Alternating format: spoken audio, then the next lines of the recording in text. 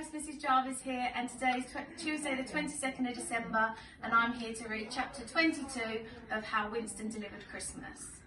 The Great Flying Mouse. Me, cried Winston. Fly? Yes, said Eduardo, as if it was a perfectly ordinary, everyday thing for a mouse to take to the sky. It'll be easy. Look, there's a Winston-sized seat behind the controls of the plane. We'll take it up to the roof and you can set off from there. You'll be at the North Pole in no time at all. You might even meet Father Christmas sleigh on the way. Winston wasn't in the slightest bit sure about any of this. It was dangerous enough for a little mouse like him just walking about the city. He didn't dare to imagine what it might be like to fly above one. And how would he ever know which way the North Pole was? He didn't have a map. Don't worry, said Eduardo, as if reading Winston's mind. Look for the brightest star in the sky, and that's the North Star. Just follow that, and you'll know you are going the right way. Winston still wasn't convinced, but then he looked at the envelope he'd been carrying all evening. Everyone deserves a happy Christmas, he thought to himself. He had to fly that plane to the North Pole and complete his mission, no matter how scary it was. He stuck out his chin and nodded. I'll do it, he said. Oh, bravo, hooted Eduardo, beaming. We haven't a moment to lose. They clambered up the model Father Christmas and, standing on his head, unhooked the toy plane from the ceiling and carefully lowered it to the ground. Right, Eduardo puffed, when they were safely back on the floor. Now we just need to get it up to the roof. Winston thought of all the hundreds of steps that wound up and around the 5 stories from the entrance hall, and he groaned. It's going to take us all night to get up the stairs with this. It's quite heavy. Oh, we aren't going to take the stairs. We'll whiz up to the roof in the elevator, said Eduardo. Follow me. Winston hadn't a clue what an elevator was, but he had no choice other than to help Eduardo with the plane and tag along with him.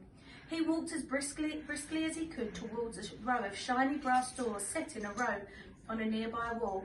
Potted palm plants separated them, and Eduardo scampered up one to press a little button set in the wall. The ground immediately began to tremble, and Winston felt afraid. What was happening? He glanced at Eduardo, with his back beside Winston now, and was cheerfully waiting and whistling a jolly Christmas tune. The trembling stopped and one set of doors opened, revealing a velvet-lined and gold-trimmed elevator. Eduardo hurried Winston and the plane inside. He clambered up the velvet wall coverings and pressed the little button that was hidden behind a small plate underneath rows of other larger buttons. The entire thing started to shake and shudder as it began to whoosh upwards. That's a secret button for getting straight to the roof, said Eduardo proudly. Only important staff like me know about. Winston would never forget the short journey in the elevator. He didn't know what way was up or down. He was jostled all about and he tumbled over several times. It was a relief when they came to a stop and the doors flew open with a smart little ding of a bell. They dragged the plane out onto the roof and looked about in silence. The weather had taken a turn for the worse, while Winston had been inside the department store. A fearful wind roared and howled, and thick curtains of snow swirled around him, making it very difficult to see. Winston gulped.